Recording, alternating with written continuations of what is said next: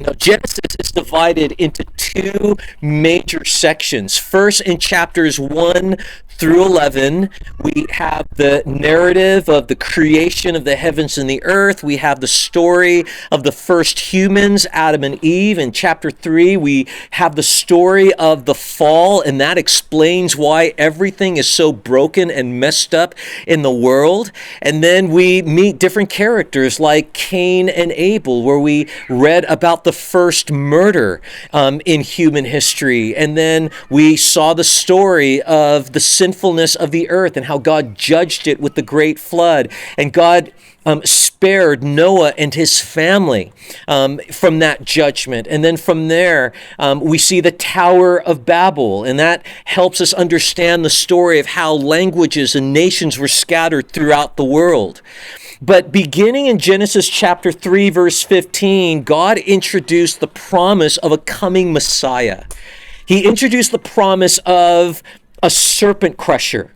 Now, we know, looking back with hindsight, that this Messiah, his name is Jesus. But beginning in Genesis chapter 3, moving forward, God is progressively going to reveal to us the identity, the truth about who the serpent crusher, this Messiah, is, through the book of Genesis, into the book of Exodus, through the books of Moses, moving on into the books of history, moving on into the books of Kings and the poets and the prophets. And God is going to give to us more and more information. And then the culmination is when Jesus enters the world as a baby born to a virgin there in the little town of Bethlehem. But it all begins in Genesis. And then when we get to Genesis chapter 12, moving on to the end of the book in chapter 50, the focus then primarily moves to a family. The family of Abraham, Isaac, and Jacob. And the reason why the storyline now moves to this family is because this is the family from which the serpent crusher is going to come. This is the family of the Messiah. And so beginning in Genesis chapter 12, we have been spending time learning about Abraham, learning about Isaac, and now we're in that part of Genesis as we're learning about Jacob. And so we pick up in chapter 32, and in verse 1, we read, Jacob went on his way, and the angels of God met him. But the last time that we saw Jacob in the previous chapter is that he had a moment with his uncle Laban. And you remember that he had left Laban's household and he is now moving his family back to his homeland in Canaan. You remember that Laban was up in the area of Padan Aram. Today, if you look at a map, Padan Aram is the area of modern-day Iraq. And so for 20 years, Jacob had been there with his family, but now it was time for him to return back to his homeland, to Canaan. And again, we would look on a map, an atlas today, and understand that to be the nation of Israel. So this is quite the journey. But as Jacob left his uncle Laban, you remember that Laban actually chased after him, wanting to bring him back to his house. But the Lord had warned Laban, don't speak good to him, don't speak bad of him. But this was one way that God was making Laban know, if you mess with Jacob, you're going to mess with me. And so through that whole series of events, you remember that they finally set up a border where Jacob and Laban had decided, hey, don't cross this, I won't cross this, and if you do, just know you'll be messing with God. And so Jacob has just left there, right? So he just left that moment with Laban, but then we read there in verse 1 that the angels of God met him. Now, this moment is significant because God is reminding Jacob of his protection. You remember 20 years earlier, as Jacob was fleeing his brother Esau, because after he had deceived his father and deceived Esau away from the blessing of the family, that Esau had determined to kill his brother Jacob. And so as he's fleeing, you remember that on his journey from Canaan to Padan Aram, there was a moment that Jacob, he took a rock, he used it as a pillow to sleep, and while he was sleeping, he had a dream. And it was the dream of a ladder, and he saw angels ascending and descending on this ladder. And you remember that the Lord spoke to him. And the Lord promised Jacob that he would be with him and that Jacob would one day return back to Canaan, and the Lord promised to protect him. Now, 20 years later, Jacob is now moving back to Canaan. And once again, God gives him a vision of angels. This is the Lord opening up his eyes to see into the spiritual realm. And I believe that what God is doing for Jacob is he's reminding Jacob, you're not alone. I'm here to protect you.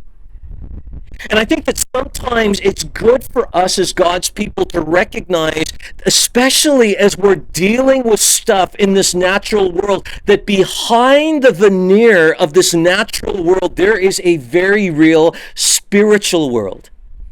And you remember in Hebrews chapter 1, the author of the book of Hebrews reminds us that angels are ministering spirits that are sent to serve those that are the heirs of God's salvation.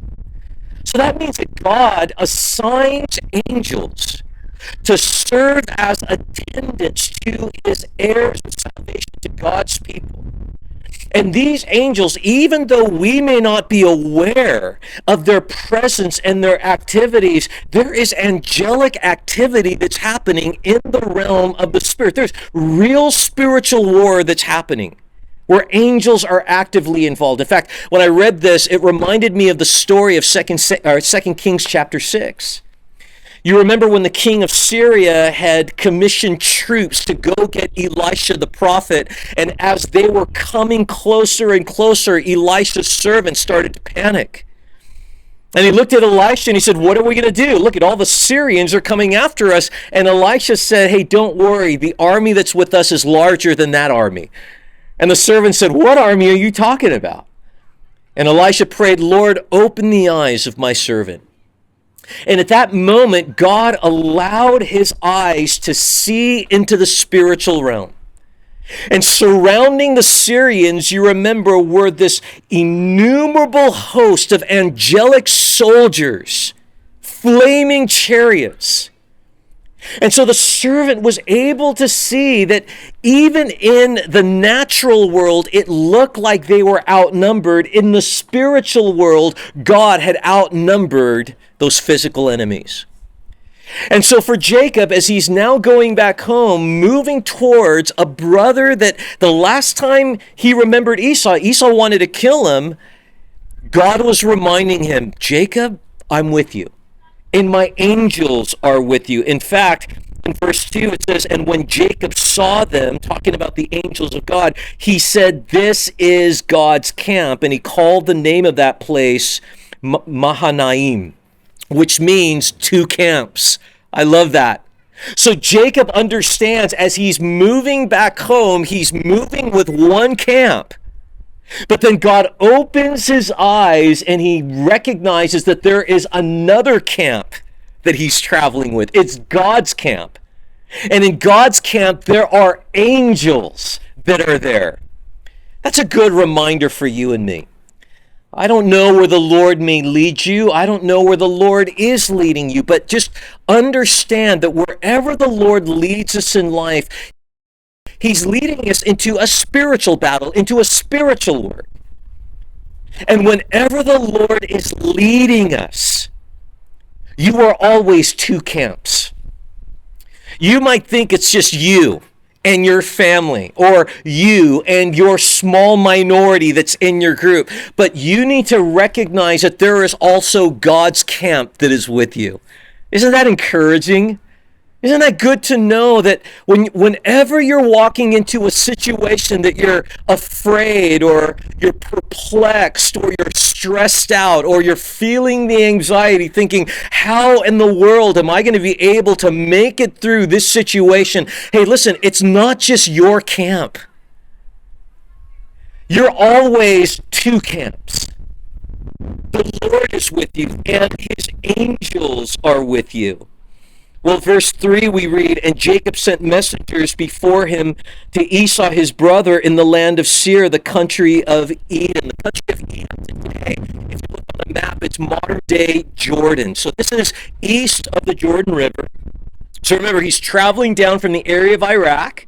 He's on his way to Canaan, but he's traveling east of the Jordan River, and now he's there in the area of Edom, which is the modern country of Jordan. And then in verse 4, instructing them, thus you shall say to my lord Esau, thus your servant Jacob, I have sojourned with Laban and stayed until now. I have oxen, donkeys, flocks, male servants, and female servants. I have sent to tell my lord in order that I may find favor in your sight. And the messengers returned to Jacob, saying, we came to your brother Esau, and he is coming to meet you, and there are 400 men with him. So Jacob sends his servants to prepare Esau, to let him know that Jacob was coming back. And he says, listen, Jacob has a lot of property, and he's just wanting to get a feel of where Esau's at right now. The servants come back and saying, hey, Esau's coming to meet you, and he's bringing 400 men. Now, you can imagine what Jacob is thinking at this moment. Okay, last time I saw Esau, he wants to kill me. Now he's got 400 guys he's bringing out. So verse 7, then Jacob was greatly afraid. But not only greatly afraid, he was also greatly distressed. And he divided the people who were with him and the flocks and herds and camels into two camps, thinking, so now we're given insight into his thought process. If Esau comes to the one camp and attacks it, then the camp that is left will escape. So Jacob is strategizing. Now, one of the things that we've learned about Jacob so far is the guy was a schemer. So here, Jacob is thinking survival. So he's he's planning an exit strategy of knowing how to save his own skin if things start going bad when Esau comes with his 400 men. So he's dividing up the camp in order that if Esau chooses to attack, at least he'll be distracted with one group, and then there could be another group that escapes, and he's counting his loss. But notice what Jacob does in his scheming. He then moves from strategy to supplication. He says, and Jacob said, he prays, O God of my father Abraham, and God of my father Isaac, O Lord, who said to me, return to your country and to your kindred, that I may do you good. I am not worthy of the least of all the deeds of the steadfast love and all the faithfulness that you have shown to your servant, for with only my staff I crossed the Jordan, and now I have become two camps. Please deliver me from the hand of my brother, from the hand of Esau, for I fear him, that he may come and attack me, the mothers, with the children. Jacob prays out of desperation. He prays out of his fear. He prays out of his distress. But I want you to notice, Jacob is still not at the place where he prays, "Oh God, my God." Jacob's not there yet. Jacob recognizes that the God that he's praying to is the God of his father Abraham. He's the God of his father Isaac. But he's not at the place yet of recognizing God or confessing God as my God. Jacob still needs to have his own personal relationship with God. But here's the thing that I find interesting about Jacob. For someone who has spent his life scheming, for someone who has spent his life trying to accumulate prosperity and wealth and safety on his own, notice that when he encounters a kind of danger that's out of his control, a kind of danger that causes him to say, I am greatly afraid, I am distressed, where does he default to? He defaults to the relationship that his grandparents and parents have with God. You know, one of the things that I see here is Jacob, he's reminded of, and he goes back to, he seeks the God of his parents. He goes back and he seeks the God of his grandparents. You know, I think that there's a great application for many of us that are parents here today. You know, we're doing our best trying to raise our children in the Lord, and we're holding on to those promises that if we train up our children in the way of the Lord when they're old, they're not going to depart from it. But in the meantime, what do we see? We don't see kids walking with the Lord. We don't see kids following the Lord. We don't see kids trusting the Lord, but we see kids, it seems like they're moving further and further away from the Lord. And it breaks our hearts, and we feel the frustration of that, right? And so we're wondering, what are we doing wrong? I'll tell you, the best thing we can do as parents is keep on loving Jesus.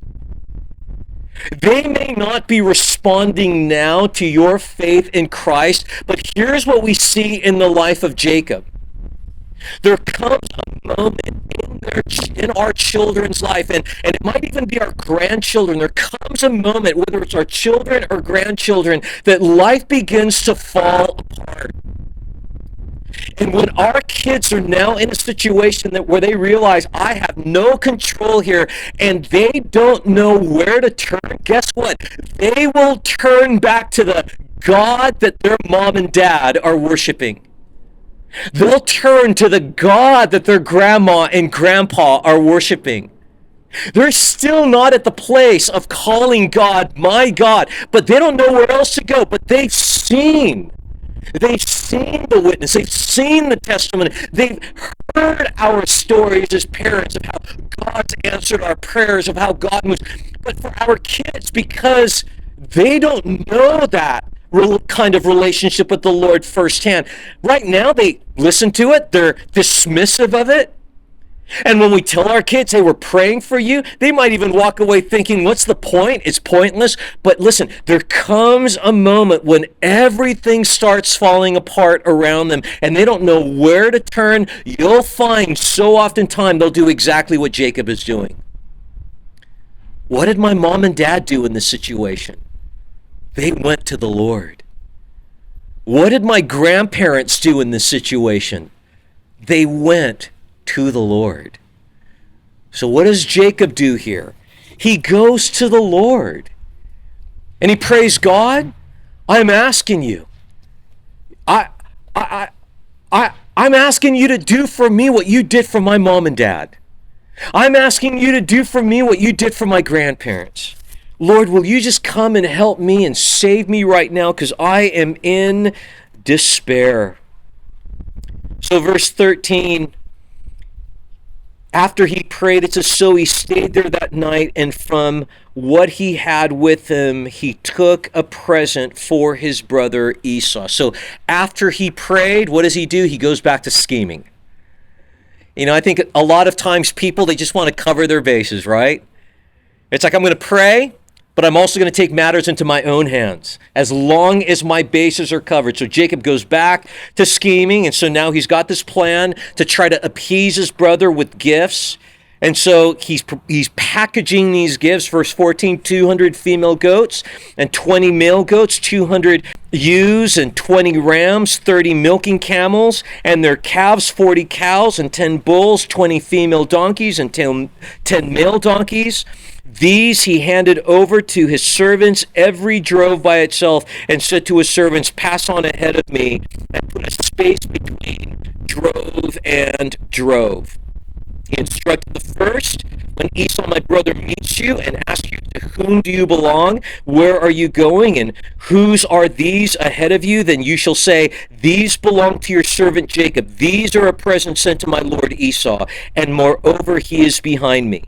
He likewise instructed the second and the third. So he's got these two groups, and between each group there's this gap, there's a space, so that there could be enough time if Esau chooses to attack one group, then the other groups could escape. And then we read in verse 19, he likewise instructed the second and the third, and all who followed in droves. You shall say the same thing to Esau when you find them, and you shall say, moreover, your servant Jacob is behind us, for he thought, so again, now we have insight into what Jacob is thinking at this moment, I may appease him with the presence that goes ahead of me, and afterward I shall see his face, perhaps he will accept me. In other words, I hope to wear Esau down with these waves of gifts. So the present passed on ahead of him, and he himself stayed that night in the camp. Verse 22, the same night, he arose and took his 2 wives and his 2 female servants and his 11 children, and they crossed the ford of the Jabbok, east of the Jordan River. And verse 23, he took them and sent them across the stream and everything else that he had. Now, this moment is significant. Please do not check out in this moment in Jacob's life. This is one of the key moments of his life.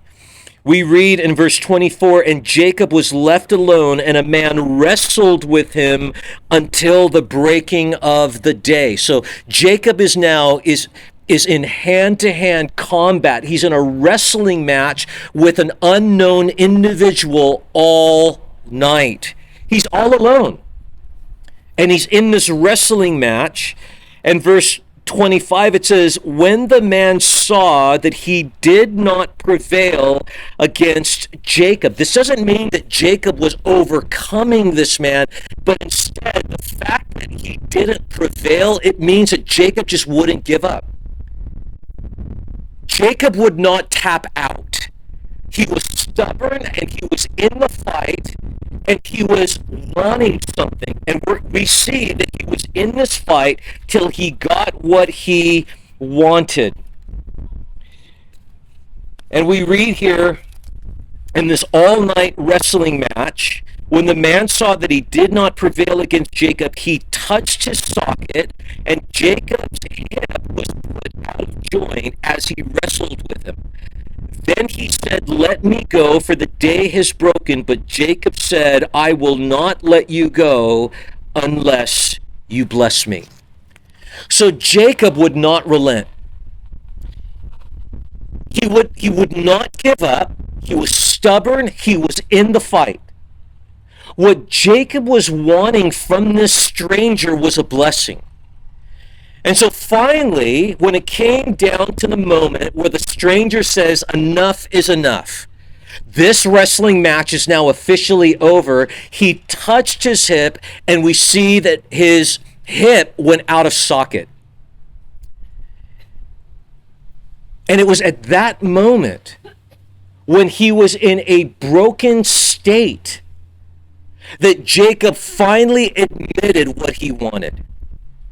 I want your blessing. Until the moment that he recognized he had no more strength in himself, that all he could do was plead with the stranger for the thing that he wanted, and that was his blessing. Now, this moment is significant because the greater always blesses the lesser. So Jacob recognizes whoever this stranger is, this person is greater than me. But as long as there was still a fight in Jacob, he wasn't asking for that blessing. He wanted to make sure he earned that blessing.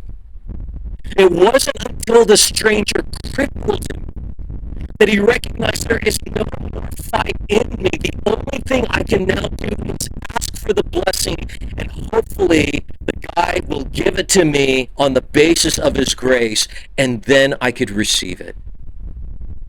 It's just a huge application for us here, because I want you to see the story. We see that the stranger then said to him, what is your name? And he said, Jacob. Then he said, your name shall no longer be called Jacob, but Israel, for you have striven with God and with men and have prevailed. Guys, this is a moment that is monumental in Jacob's life. Jacob, a conniver, Jacob the schemer. He was a man who independently sought to achieve his advancement in life on his own. And even when he's talking with God for protection, he speaks to God as if God owes him things because of what Jacob accomplished in his life. But it wasn't until God broke him that now Jacob is in the position to receive God's blessing, not on the grounds of merit and achievement, but now on the grounds of grace. You know, there's a lot of people in the world tonight, they are thinking that they can achieve God's blessing by hard work, by being a good person, by trying to scheme, by trying to work hard at advancing themselves morally, ethically, even spiritually.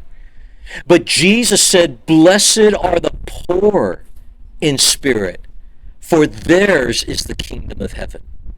There has to come a moment in each and every one of us where we are broken. There's something that God does in each of our lives where He allows us to come into a season where we recognize that unless the Lord just gives to us His blessing on the grounds of His grace, unless we receive His blessing on the grounds of His grace, I know I will never receive it. As long as we keep striving, as long as we keep conniving, as long as we keep working on our own to achieve God's goodness and grace as merit, we'll never get it. Listen, the pathway to prevailing with God, it's not by us trying to work hard and overcome God. The pathway to prevailing with God is brokenness. We're looking for His answer of guidance. We're asking Him for wisdom. We're asking Him for answered prayers. And we're striving, we're wrestling. Maybe some of us here tonight, we're losing nights of sleep. We're trying to counsel God.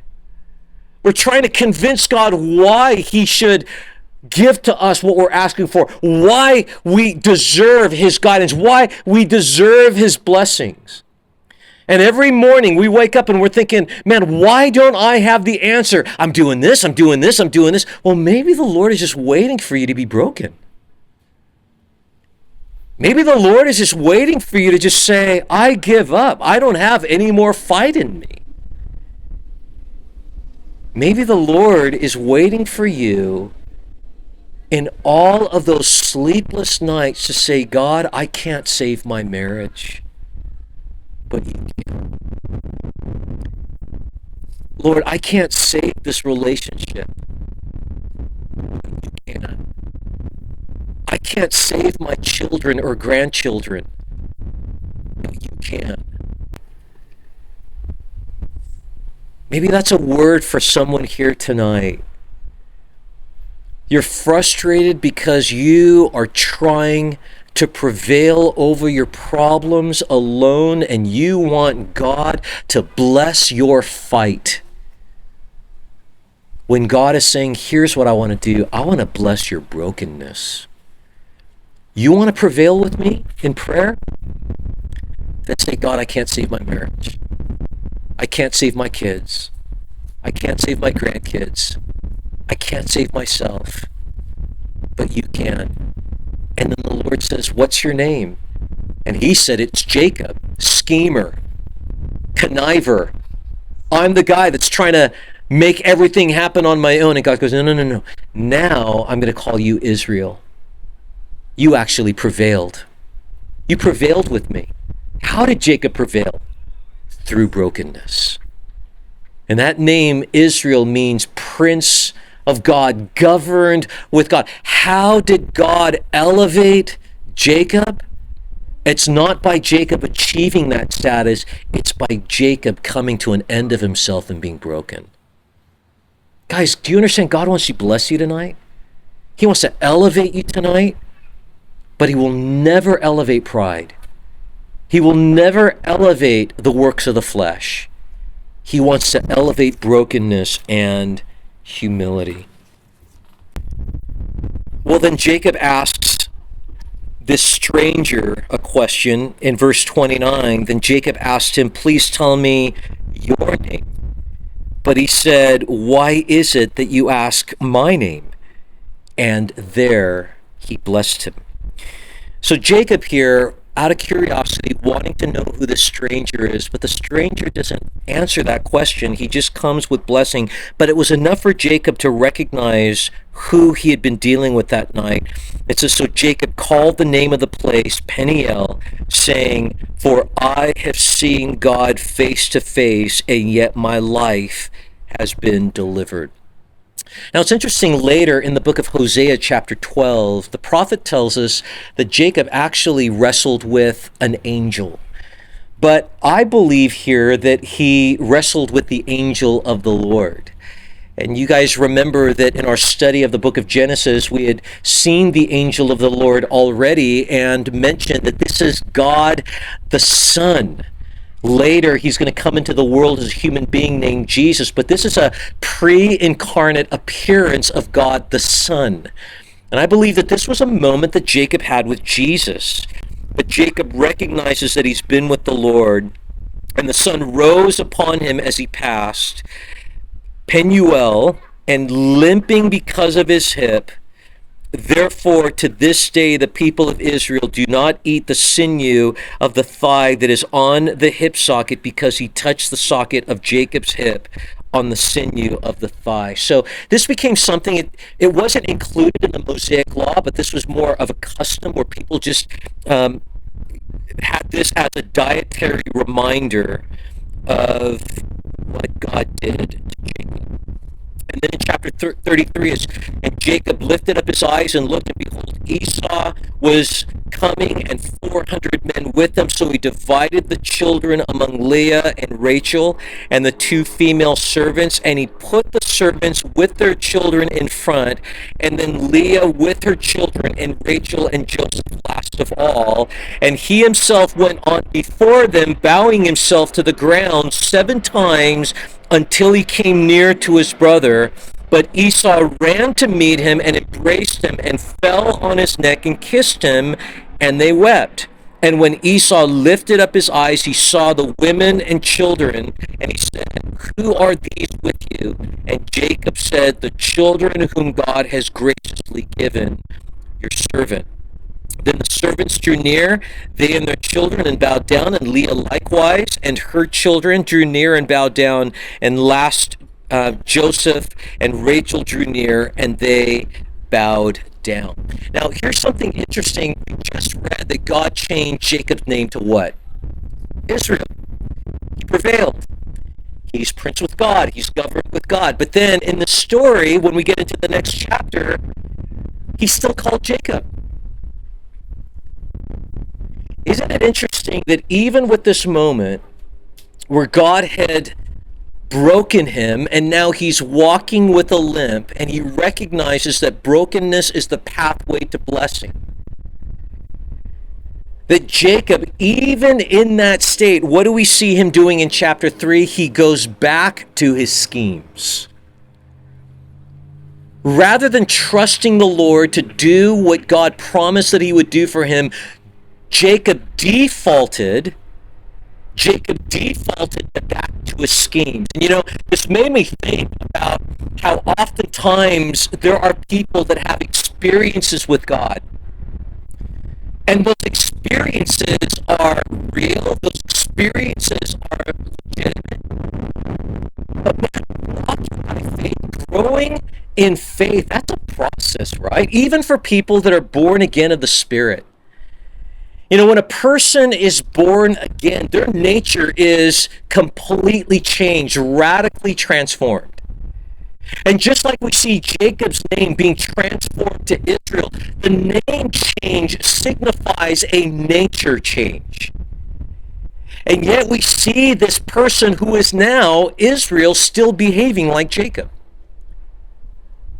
But when you read the story of Jacob, we're going to see that Jacob will get to the place where he'll start behaving like Israel. early years, it's still a process. You know, when God works in our life and he gives us a new name and a new nature, he sees the completed work that he is going to bring about in our life. But guess what? There is this thing called sanctification. It is a process from the time that we're born in the Spirit to the time that we are fully become what God intends us to be. In fact, Ephesians says the full measure, the stature of maturity, which is Christ's likeness. But in the process, we're in the process of growing. So how often do you see people that have a very real, genuine encounter with Jesus, and they're excited about the Lord, but then before the week is over, they go back to behaving like they were before they were Christians? And so we got to go to them and say, hey, you've got a new nature now. You can't keep doing that. Oh, that's right. And then they get plugged into discipleship and they start to grow. They start to understand who they are in Jesus. And they make advances in their relationship with the Lord. And then they stumble again and they go back to their old habits. Guys, we need to be patient with people like that. Believing that there are people who have been born of the Spirit. But listen, just because you're born of God, it doesn't mean that now you are completely like Jesus at that moment, that you're thinking like Jesus, acting like Jesus. You know, more often than not, those new Christians, for weeks and months and even for years, they're still going to be behaving like they were when they were Jacob. But they need our help as mature believers. We need to help them in their maturity. Guys, change doesn't mean that they should remain in that life as Jacob. There should be progress. There should be growth. If there is no progress, if there is no evidence of growth, then that would cause me to question their salvation. But at the same time, some people are going to grow faster than others. Some people are going to grow slower than others. Jacob is just one of those guys that we see that ended a slow growth. But that doesn't mean you don't have a real encounter. God is working in his life. And if you're patient with the story of Jacob, we're going to see a man who is blessing Pharaoh. We're going to see a man who is blessing his children before he dies. But at this stage, Israel is still behaving like Jacob. And so he's scheming, and then he now sees Esau, and he introduces his family to them, verse 8. And Esau says, what do you mean by all this company that I met? And Jacob answered, to find favor in the sight of my Lord. But Esau said, I have enough, brother. Keep what you have for yourself. And Jacob said, no, please, if I found favor in your sight, then accept my present from my hand. For I have seen your face, which is like seeing the face of God, and you have accepted me. The fact that Esau wasn't there to kill him, but to grant him life, for him, that was like a God moment.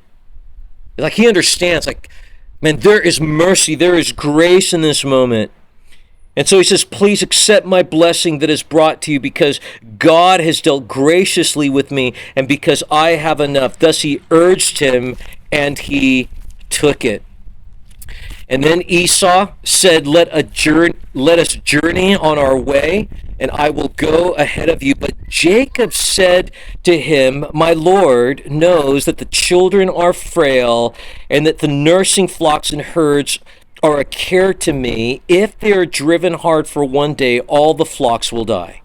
Let my Lord pass on ahead of his servant, and I will lead on slowly at the pace of the livestock that are ahead of me, and at the pace of the children, until I come to my Lord in Seir, which again is modern day Jordan. So Esau said, well, let me leave with you some of the people who are with me. But he said, what need is there? Let me find favor in the sight of my Lord. So Esau returned that day on his way to Seir, but Jacob journeyed to Succoth. Succoth is the word that means booths or tabernacle or shelters, and he built himself a house and made booths for his livestock. So Succoth would still be in the area of modern day Jordan. And so Jacob, after he reconnected with Esau just wanting to maintain safety, he's keeping distance between him and Esau's family. And so Jacob came safely to the city of Shechem, which is in the land of Canaan. So after some time there at Succoth, then he enters into the land of Canaan, and he goes to the city of Shechem. So today that would be the West Bank area in Israel. And this is where he goes on his way from Padan Aram. So talking about where he started his journey from, and now he entered into Canaan, and there he camped before the city. Now, keep in mind that Jacob is in his 90s right now. So he's not a young man. He's in his 90s, and he's still not at the place of his life where he's calling God my God. So he's still on his own spiritual journey. But the Lord has been so faithful to him on his way. And then we read, and from the sons of Hamor, Shechem's father, he bought for 100 pieces of money the piece of land on which he had pitched his tent. So he bought some ground there, and there he erected an altar and called it El Eloi Israel, or God, the God of Israel. So now he's in the promised land, and he is now building altars once again, just like his forefathers in the land of promise. But it's here in the land where Shechem is that we read, now Dinah, the daughter of Leah, whom she had borne to Jacob, went out to see the women of the land. And when Shechem, the son of Hamor, the Hivite, prince of the land, saw her, he seized her and lay with her and humiliated her. So Dinah's an interesting character. So here is one of the children of Jacob, a daughter. Now you guys know that Jacob has 11 sons. This is the one daughter, Dinah, and while they're there in the land of Shechem, she wants to see how all the other girls in this pagan society live. You know, this reminds me of a lot of the kids that grow up in Christian homes, right? A lot of these kids that grow up in Christian homes, they've lived a sheltered life, right? They've gone to church their entire life. They've been hearing Bible studies their entire life, and then they become high school age, or they get into college and they leave home. They're no longer under the roof with mom and dad, and they begin to peek over the fence to see how all the non-Christians live. And out of curiosity, they decide, you know what? I want to go check out the world. I want to go see what life could be like outside of the protection of this covenant family. And here we see that Dinah encounters a tragic moment. She discovers that the world is not as glamorous or as safe as she imagined it to be. She gets caught up with the wrong crowd, and now she's raped. This is heartbreaking. But we see in verse 3, and his soul, Shechem, the son of Hamor, was drawn to Dinah, the daughter of Jacob, and he loved the young woman and spoke tenderly to her. This is some kind of demented lust where we see here is this man that has this seeming affection for her, but really what he wants is control. So Shechem spoke to his father Hamor, saying, "Get me this girl for my wife." And now Jacob heard that he had defiled his daughter Dinah, but his sons were with his livestock in the field. So Jacob held his peace until they came. And Hamor, the son of Shechem, went out to Jacob to speak with him. So these are the dads now getting together, trying to come up with a way that Hamor could get Dinah for his son. And the sons of Jacob had come in from the field, and as soon as they heard of it, and the men were indignant and very angry because he had done an outrageous thing in Israel by lying with Jacob's daughter, for such a thing must not be done. So even then they understood that it was wrong for a man to overpower a woman and rape her.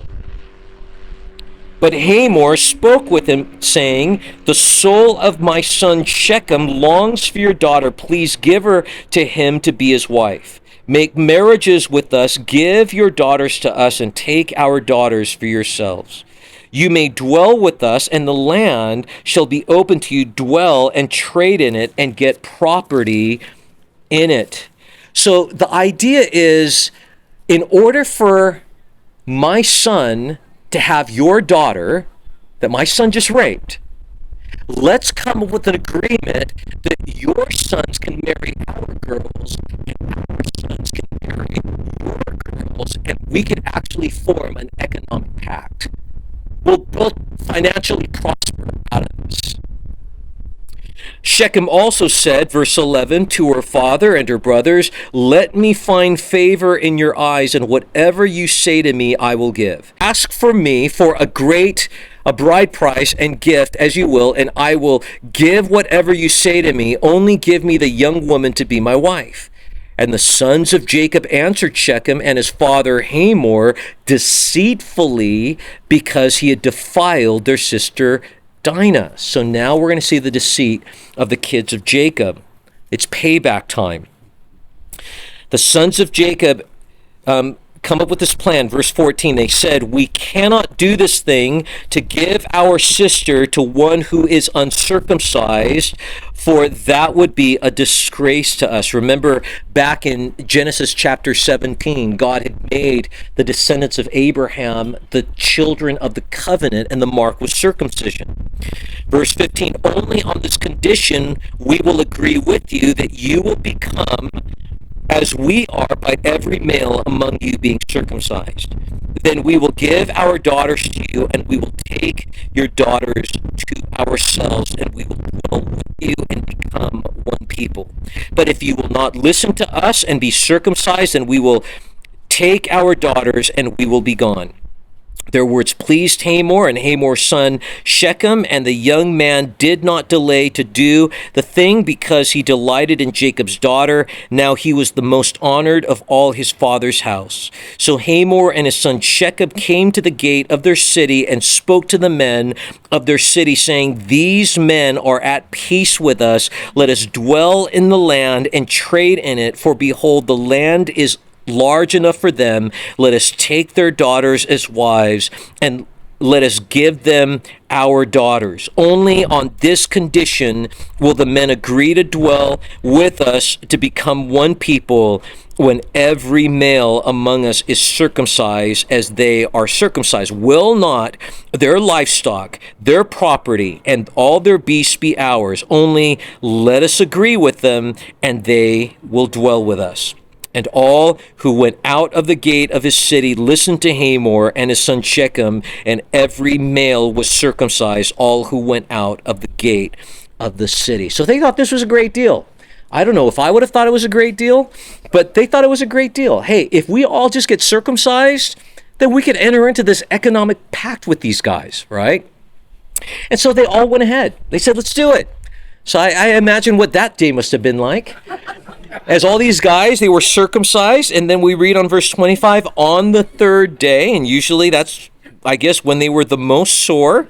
When they were sore, two of the sons of Jacob, Simeon and Levi, Dinah's brothers, took their swords and came against the city while it fell secure, and killed all the males. They killed Hamor and his son Shechem with the sword, and took Dinah out of Shechem's house and went away.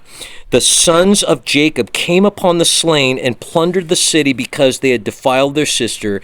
They took their flocks and their herds and their donkeys and whatever was in the city and in the field, and all their wealth and all their little ones and their wives and all that was in the houses they captured and plundered. Then Jacob said to Simeon and Levi, you have brought trouble on me by making me stink to the inhabitants of the land, the Canaanites and the Perizzites. In other words, my reputation is ruined because of you guys. And my numbers are few, and if they gather themselves against me and attack me, I shall be destroyed, both I and my household. But listen to their response. But they said, should he treat our sister like a prostitute? The main point of this story is not Dinah. Dinah just happened to set the setting for the story. The main part of this story is to show us the heart of Jacob's sons.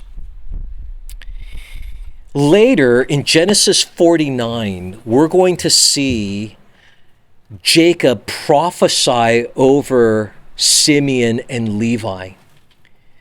And he speaks of them as being ruthless, violent people. Here's the thing I want us to understand as the story unfolds of Jacob and his boys. The people that God chooses to bring the Messiah through, they were not the nicest of people. They were not the most moral of people. They were not the model citizens that you would think, oh yeah, I can understand why God would choose that group of people to bring the Messiah into. What the story of Israel shows us, both in Jacob and his sons, time and time again, is the story of how God takes messed up people and he brings transformation, he brings change, and he's able to do something glorious with some of the most broken and rebellious and messed up people. Because remember, this Levi is the person from whom the priesthood is coming. The high priest is going to come out of his family. The Levites are going to be the ones who are going to be attending the tabernacle. The priests are the ones that are going to be making atonement for sin for the nation of Israel. But what do we see them doing? Simeon and Levi doing? They're murdering an entire community of people. And you look at them and you think, how can God ever do something good from their life? But that's the story of God in Scripture. The one thing that God does is he doesn't just reconstruct broken lives, he transforms messed up broken lives. So we see how Jacob is still on a journey of discovering God to be his God. But we see that even Jacob wasn't that great of a dad. We're gonna learn about how all of Jacob's boys, except for Joseph, all of his boys were all bent towards evil. And these are the patriarchs from whom the Messiah is coming. Guys, can I give you a bit of hope? For you that are parents, you may feel like you haven't been the best person, and you might feel like you haven't been the best parents. But God can still make an Israel out of you. And you might look at your children and you think, man, I did such a horrible job with my kids. Look at how my kids are just so messed up and they're bent towards doing everything wrong.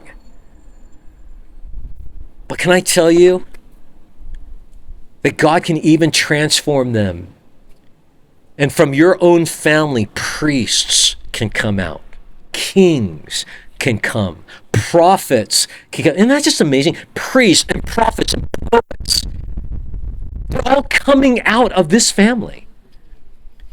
God wants to remind us that as bad as the story of our families may look right now, the story is not over. Because God is the God of grace. And God is the God that transforms Jacob to Israel. And I want to encourage you with that as we finish up at this point.